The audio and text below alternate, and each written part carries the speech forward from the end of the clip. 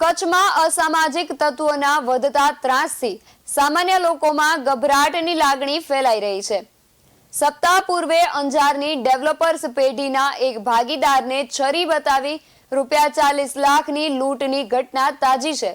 ત્યાં ગત રાત્રે ભુજ શહેરના ભીડ ગેટ બહાર આવેલા આરએચકે પેટ્રોલ પંપના કેશિયરને નજીકના વતનોરા ગામના બે ઈસમે છરી બતાવી ₹40,000ની લૂંટ ચલાવ્યા બાદ ફરાર થઈ ગયા હોવાની ઘટના બની હતી। ઘટનાના પગલે શહેરના એ ડિવિઝન પોલીસ સીસીટીવી ફૂટેજ અને ફરિયાદના આધારે આરોપીઓને ઝડપી પાડવા કવાયત હાથ ધરી હતી।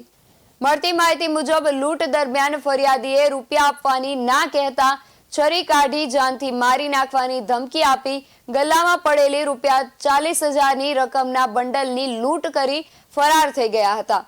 સમગ્ર લૂંટની ઘટના સીસીટીવીમાં પણ કેદ થઈ હતી, જેમાં જોવા મળ્યું હતું કે આરોપીઓએ પેટ્રોલ પંપ ઉપર 5 થી 10 મિનિટ સુધી બેખૌફપણે છરી બતાવી ભયનો માહોલ સર્જી દીધો હતો। Bureau report BSN TV news Bhuj.